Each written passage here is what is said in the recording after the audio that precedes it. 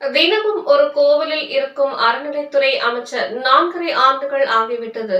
ஒருமுறை கூட திருப்பரங்குன்றம் கோவிலில் ஆய்வு நடத்தவில்லை. முதல் படை வீட்டில் ரோப்கார் என எந்த நல்ல திட்டங்களும் செய்யவில்லை. பட்டா பிரச்சனையை திமுக தவறாக கையாளுகிறது.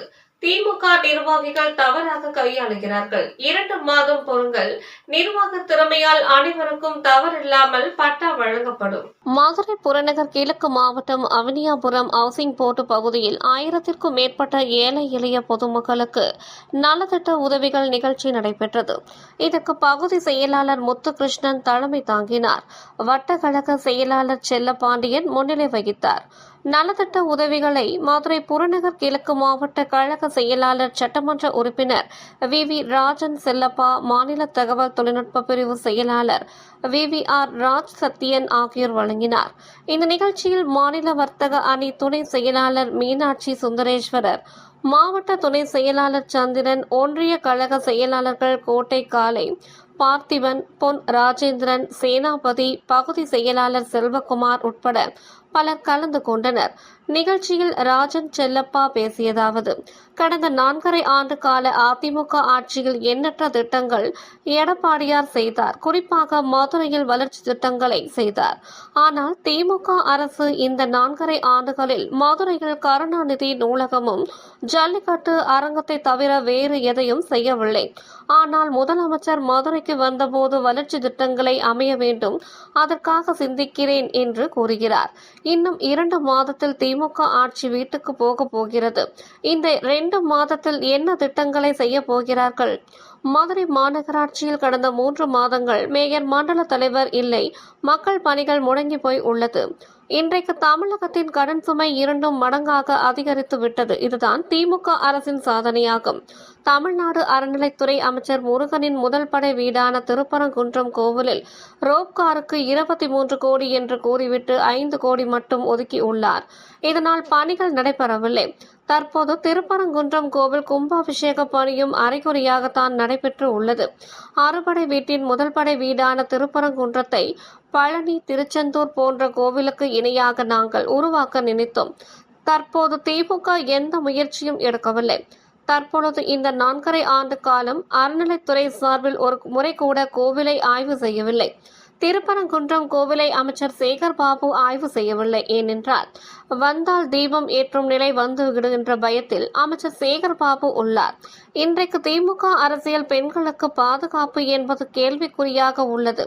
குற்றவாளிகள் தவறு செய்தால் 90 நாட்களே வெளிவந்து விடுகிறார்கள். இதனால் குற்றங்கள் எண்ணிக்கை அதிகரித்து வருகிறது. மீண்டும் எடப்பாடியார் ஆட்சிக்கு வருவார். அப்பொழுது மகளிருக்கு 1500 ரூபாயாக உரிமை தொகை வழங்குவார். பட்டா பிரச்சனையை திமுக தவறாக கையாளுகிறது. அந்த தவறை முறியடிக்கிற பணியில் உறுதியாக இன்னும் 2 மாதம் பொறுங்கள். முறையாக நிர்வாக திறமையின் காரணமாக எல்லோருக்கும் முறையாக தவறில்லாமல் பட்டா வழங்க ஆவணம் செய்வோம் என்றார். நிகழ்ச்சியில் ராஜ் சத்தியன் கூறியதாவது: திமுக ஆட்சியில் செவிலியர்கள், ஆசிரியர்கள், தூய்மை பணியாளர்கள் என தமிழகமே போராட்ட களமாக உள்ளது. இன்றைக்கு இந்த திமுக அரசு ஒரு விளம்பர அரசாகத்தான் உள்ளது. குறிப்பாக மக்கள் சேவை செய்வதை காட்டிலும் பொழுதுபோக்கு உள்ள அரசாகத்தான் இந்த அரசு உள்ளது. இன்றைக்கு ஸ்டாலின் காலரை தூக்கிக் கொண்டு சவால் விடுகிறார். கடந்த 4 ஆண்டு கால திமுக ஆட்சியில் செய்த சாதனைகளை கடந்த 10 ஆண்டு கால அதிமுக ஆட்சியில் 5% கூட செய்யவில்லை என கூறுகிறார். இதற்கு எடப்பாடியார் பகிரங்கமாக சவால் விடுத்து அதிமுக செய்த சாதனை திட்டங்களையும் இனிமேல் செய்ய போகும் சாதனை திட்டங்களையும் திமுக கொடுத்த வாக்குறுதிகளை நிறைவேற்றாமல் மக்களை ஏமாற்றியது இது குறித்து நேருக்கு நேர் விவாதம் செய்ய தயாரா என்று கேள்வி எழுப்பினார். அன்றைக்கு காலரை தூக்கி கொண்டு சவால் விடுத்த ஸ்டாலின் இன்றைக்கு துண்டால் வாயை மூடிக்கொண்டு அமைதியாக உள்ளார். இதுவரை பதிலே காணவில்லை என பேசினார். ஆட்சி கொடுத்த 4 ஆண்டு காலத்திலே பல்வேறு திட்டங்கள் மதுரைக்கு கொண்டு வந்து கொடுக்கப்பட்டது. இங்க இருக்கிற சுற்றுச்சாலை திட்டமாக இருந்தாலும் சரி, வைகை கரையோரத்தில் இருக்க வைகை கரை சாலையாக இருந்தாலும் சரி, மாவட்ட ஆட்சித்தலைவர்கள் இருக்கிற கூடுதல் கட்டிடமாக இருந்தாலும் சரி, பல்வேறு திட்டங்கள் மதுரைக்கென்று அருமை எண்ணம் எடப்பாடியார் காலத்திலே மிக திறமையான வட்ட ஆட்சியர் அலுவலகம், எல்லா இடத்திலும் வட்ட ஆட்சியர் அலுவலகம், கோட்டாட்சியர் அலுவலகம், இங்க இருக்கிற மருத்துவ விடுதிகள், மருத்துவமனை, ராஜாஜி மருத்துவமனை அருகே இருக்கிற ஜப்பானுடைய நிதி நிறுவன உதவி பெற்று 250 கோடி ரூபாய்க்கு மருத்துவ விடுதி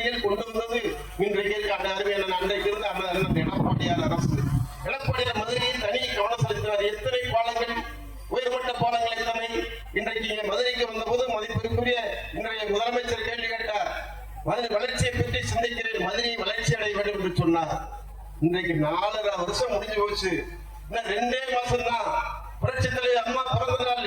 எம்ஜிஆர் இங்க இருக்கிற எம்ஜிஆர் பிறந்த நாள் கொண்டாடுற அடுத்த நாள் தேர்தல் அறிவிப்பு வந்துடும். 2 மாசத்துல இந்த திமுக அரசு என்ன செய்ய போகிறது, என்ன செய்திருக்கிறது?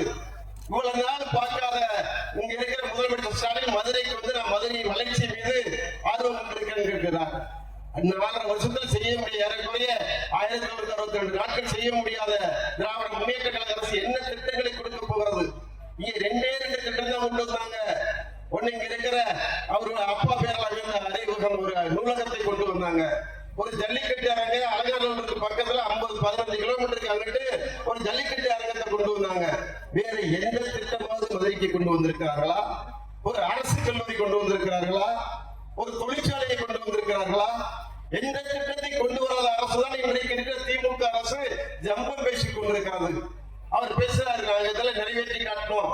அரவிந்த் சொன்னது மாதிரி சவால் விடுகிறார். அதுக்கு பதில் ஒருத்தர் அதிபர் அமைச்சர் ரகுபதி சொல்றாரு, சட்டமன்றத்துல பேசிக்கலாம், சட்டமன்ற பேசிக்கலாம் சொல்றாரு. சட்டமன்றத்துல எங்கள் எடப்பாடியார் கையில பேப்பரே இல்லாமல் புள்ளி உரமாய் 2 மணி நேரம் தன்னுடைய கருத்துக்களை சொன்ன வரலாறு எடப்பாடியார் மட்டும்தான் இருக்கு. இந்த வரலாறு 2 மணி நேரம் சட்டமன்றத்தில் பேசினார். அங்க இருக்கிற முதலமைச்சரால பதில் சொல்ல முடியல. குற்றச்சாட்டுகளை சொன்னார். காவல்துறை இன்றைக்கு கட்டுப்பாட்டில் இல்லை, சுதந்திரமாக விட்டிருந்தால் இருப்பாங்க. சுதந்திரமாக விடப்படாத காரணத்தால் சட்டம் ஒழுங்கை காக்க முடியவில்லை. எங்கு பார்த்தாலும் போதைப் பொருள் பழக்கம், பள்ளிக்கு அருகே போதைப் பொருள் பழக்கம், சட்டம் ஒழுங்கு கெட்டு போய் கிடக்கிறது. திறந்தோறும் ஒரு கொலை, எத்தனை கொலை? தமிழ்நாடு செய்தி எடுத்து பார்த்தா, தொலைக்காட்சி எடுத்து பார்த்தா கொலை, கொள்ளை, கற்பழிப்பு என்ற செய்திகள் தான் வந்து கொண்டிருக்கின்றன. இந்த அரசின் சாதனை எதுவுமே வரல. வேகமா திறந்தோறும் ஏதாவது பள்ளிக்கூடத்தை திறந்துட்டு இருக்காரு, செய்திட்டு இருக்காரு. நிலைமை என்ன? பள்ளிக்கூடங்க சிறப்பா வச்சீங்களா? ஒண்ணும் இல்ல. சரி, இத்தனையும் விடுங்க. மதுரையில நான் சொல்லி பெருமையா சொல்லிக்கிறது, நாங்க ஆண்ட காலம் 4.25 வருஷம். ஏற்கனவே 4.5 வருஷம் நான் மாநகராட்சி மேயரா இருந்தேன். இந்த பகுதியில் நான் பார்க்காத இடம் இல்ல. இங்க இருக்கிற 13 கால்வாயில 12 கால்வாயை சுத்தப்படுத்தி கொடுத்தோம். புரட்சி தலைவர் அம்மா 250 கோடி ரூபாய் கொடுத்தாங்க. இங்க இருக்கிற சிந்தாமணி கால்வாயில இருந்து, கிருதமால் கால்வாயில இருந்து, அனுப்பாரடி கால்வாயில இருந்து எல்லா கால்வாயும் சுத்தம் பண்ணணும். அதை தொடர்ந்து சுத்தம் பண்ண வேண்டாமா? சீர்படுத்த வேண்டாமா? இந்த அரசு சீர்படுத்த முடியல. சரி, மாநகராட்சி மேயர் ராஜினாமா செய்ய வேண்டிய சூழ்நிலை வந்தது. 200 கோடி ரூபாய் ஊழல் செய்து விட்டார் என்ற செய்தி தமிழ்நாடு, இன்னைக்கு மதுரை மட்டும் இல்ல, தமிழ்நாடு முழுவதும் செய்தி பரவி கிடக்கிறது. திருப்பி நீங்க ஆட்சிக்கு வர முடியுமா? மாநகராட்சி 3 மாசமா மேயர் பதவி போட முடியல, அங்க இருக்கிற மண்டல தலைவர் போட முடியல. ஏன்? தவறு செஞ்ச காரணத்தினால. ஒரு மாநகராட்சி நகராட்சி கவுன்சிலர் இல்லாம, மாநகராட்சி கவுன்சிலர் இல்லாம இன்னைக்கு ஓடிக்கிட்டு இருக்கிறது, அதிகாரிகள் ஆட்சியில் ஓடிக்கிட்டு இருக்கு. அரசு அதிகாரிகள் புதன் செய்ய முடியுமா? மக்களை சந்திக்க முடியுமா? மக்களுடைய கோரிக்கை நீங்க யாருக்கு சொல்ல முடியும்? அதோட இன்னைக்கு எதிர்கட்சியாக இருந்தாலும் கூட அதிகாரிகளும் போராடி வாதாடி பெற முடிகிறது. நான் சட்டமன்றத்தில் பேசிய செய்தி இங்க இதுல கூப்பிட்டாங்க, சொன்னாங்க. நிறைய செய்தியை பேசுறேன். மதுரைக்கு எந்தெந்த திட்டங்களை கொண்டு வர வேண்டும் என்று சொன்னேன். இதுவரைக்கும் எந்த திட்டங்களை கொண்டு வர முடியல அவங்களால.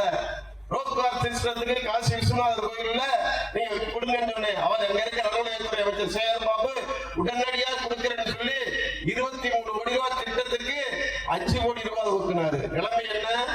அங்க இருக்க யாருமே போடல, இன்னும் அப்படியே இருக்கு. இங்க 23 கோடி ரூபாய் அவரே பிளான் போடுறாங்க. அவங்களே 5 கோடி ரூபாய் ஒதுக்கி குஜராத்ல இருந்து நிறுவனம் வருது. இங்க இருக்கிற கோயில் அத்தனை பேர் இப்ப திருப்பூர்ன்றத பழனி கோயில் மாதிரி சீர்படுத்த இதே வார்த்தை சொன்னேன். பழனி கோயில் எவ்வளவு சிறப்பாக அன்றைக்கு அதிமுக ஆட்சியில் உருவாக்கப்பட்டது. திருச்செந்தூர் கோயில் உருவாக்கப்பட்டது. 60 கோடி வீடில் முதல் படை விழா திருப்பரங்குன்றத்திற்கு எந்த திட்டங்களையும் இந்த அறநிலையத்துறை அமைச்சர் கொண்டு வரவில்லை. இன்னொரு செய்தி சொல்றேன். நீங்க தொலைக்காட்சியில பாத்தீங்கன்னா எப்ப பார்த்தாலும் சேகர் பாபு அவர்கள் ஏதாவது ஒரு கும்பாபிஷேகத்துல இருப்பாரு, ஏதாவது ஒரு கோயில் இருப்பாரு. ஆக எல்லா வகையுமே அவரை உண்மையிலே பரவாயில்ல, கும்பாபிஷேகத்துக்கு போறாரு, ஒதுக்கிறாரு, நம்ம சந்தோஷப்பட்டுப்போம்.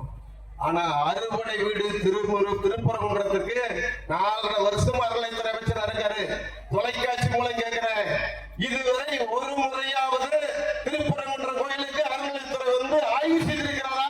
சேகர் பாபு இப்ப இது வரைக்கும் வந்திருக்காரா திருப்பரங்குன்ற கோயிலுக்கு? நம்ம திருப்பூர் முதல் படை வீடு இங்க இருக்க சட்டமன்ற உறுப்பினர் அதிமுக சட்டமன்ற உறுப்பினர் என்பதற்காக வரவில்லையா? அல்லது ரோப்கார் போட முடியவில்லை என்பதற்கு வரவில்லையா? அல்லது கிரிவலப்பாதையை முழுமையாக சுத்தப்படுத்த முடியவில்லை என்பதற்கு வரவில்லையா? அல்லது சஷ்டி மண்டபத்தை உரிய இடத்திலே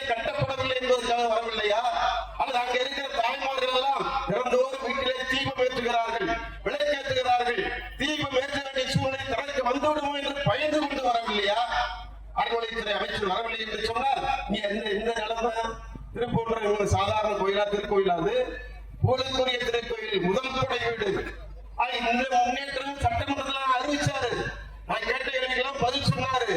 லட்சுமி இருந்த சுத்தம் பண்றாரு. திருப்பி நன்கூட வாங்கி கொண்டு வரலாம். எதையாவது முழுமையாக முடிச்சேன்னு சொல்லல. இன்னும் கும்பாபிஷேகத்தை முழுமையாக முடிக்கக்கூடிய சூழ்நிலை வரல. இது வரைக்கும் பண்ணல. எந்த திட்டத்தையும் கொடுக்க மறுப்புதான் இன்றைக்கு திமுக அரசு. நாங்க கரையோர சாலை 304 கோடி ரூபாய்க்கு போட்டோம். இன்னைக்கு அந்த சாலை வழியா தான் காலையில இருந்து போயிட்டு இருக்கோம். எவ்வளவு அற்புதமான சாலை. யார் போட்டது? எடப்பாடியார் தானே போட்டாரு. இங்க என்எஸ் பெருங்காய் பக்கத்துல விரைவு ஒதுக்கல் போட்டாங்களே, யார் போட்டது? அறிஞர் எடப்பாடியார் தான் போட்டாரு. மதுரை பல்கலைக்கழகத்துல ஒரு பாலம் போட்டாங்களே, யார் போட்டது? அறிஞர் எடப்பாடியார் தான் போட்டாரு. எல்லா உயர்மட்ட பாலங்களையும் அறிஞர் எடப்பாடியார் போட்டாரு. ஒரே ஒரு பாலத்தை திறந்து வச்சுட்டு நான் ஏதோ மதுரைக்கு சாதிச்ச மாதிரி பேசுறார் இன்றைக்கு இருக்கிற முதலமைச்சர். எந்த திட்டத்தையும் செய்யல. ஆனா எதிர்காலம் சிறப்பாக நம்மை பொறுத்த வரைக்கும் நாம செய்யலன்னு சொல்றதை விட அனைத்து இந்திய அண்ணா திராவிட முன்னேற்றங்களை தமிழகத்திலே மக்கள் மத்தியிலே ஒப்பற்ற இயக்கமாக 31 ஆண்டுகள் ஆட்சி இருந்து புரட்சித் தலைவர் எம்ஜிஆர் புகழை, அம்மா புகழை நிலைநாட்டுகிற ஆட்சியாக இன்றைக்கு அறிஞர் எடப்பாடியார் ஆட்சி வருது. 4.5 வருஷம் 11 மருத்துவக் கல்லூரியை ஒரே ஆண்டுல கொடுத்தாரு. கல்வி நிலையங்களை கொடுத்தாரு. எல்லா திட்டங்களையும் கொடுத்தவர் நம்முடைய அறிஞர் எடப்பாடியார். மதுரைக்கென்று எப்போது நான் வரும்போதும் பேசிட்டே வரும்போது சொல்லிக்கிட்டே வருவாரு. இந்த திட்டங்களை பேசணும், அதை செய்ய முடியும். அப்படித்தான் பொங்கல் பரிசு 2500 கொடுத்தாரு. நீங்க பேசும்போது மதுரையில பேசினாங்க. விவசாய கடன் தள்ளுபடி பண்ணணும். எடப்பாடியார் 4 எழுத்து தள்ளுபடி பண்ணாரு. எல்லா திட்டமும் மக்களுக்கு கொடுக்கும்போது நான் கூட இன்னைக்கு கூட சொன்னேன். அன்னைக்கு சாதாரணமா திட்டங்களை செய்யலன்னு சொன்னோம். அண்ணே நம்ம பெண்களுக்கு மகளிர் உரிமை தொகை 2000 ரூபாய் அறிவிப்போம். இல்ல தம்பி 2000 ரூபாய் அறிவிச்சா நம்ம பட்ஜெட் எதா இருக்கும். 1500 ரூபாய் அறிவிச்சுன்னா 1500 ரூபாய் அறிவிச்சாங்க.